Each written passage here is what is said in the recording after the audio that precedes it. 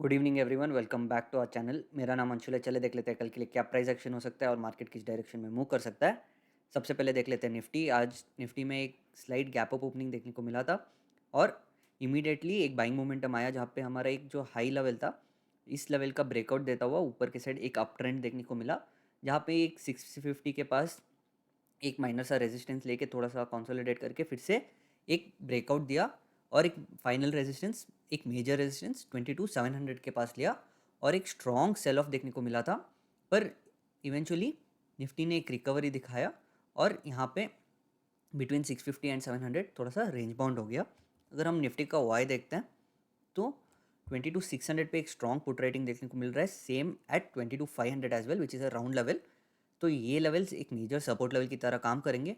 अभी भी थोड़ा सा बुलिशनेस देखने को मिल रहा है निफ्टी में, जहाँ पे 22,700 और 800 पे माइनस सा कॉल रेटिंग देखने को मिल रहा है। तो eventually if Nifty moves upside और क्रॉसेस दिस लेवल्स, तो स्ट्रॉन्ग पुट रेटिंग ये लेवल्स पे भी देखने को मिल सकता है।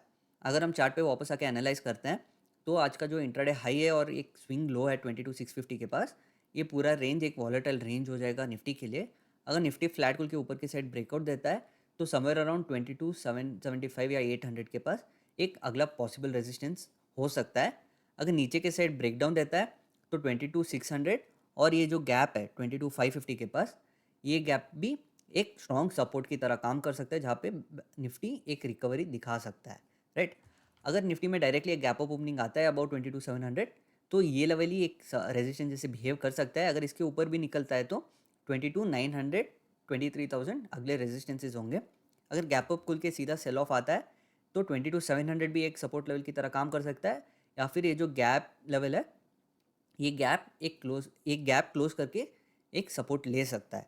अगर निफ्टी में गैप डाउन आता है बिलो 22,600 या 550 के पास, तो फिर से एक वॉलेटिलिटी देखने को मिल जाएगा, जहाँ पे ये पूरा रेंज एक वॉलेटाइल रेंज हो जाएगा निफ्टी के लिए, क्योंकि ये लेवल्स पे सपोर्ट्स अवेलेबल है जहाँ से एक स्ट्रॉन्ग बाइंग इंटरेस्ट देखने को मिल सकता है।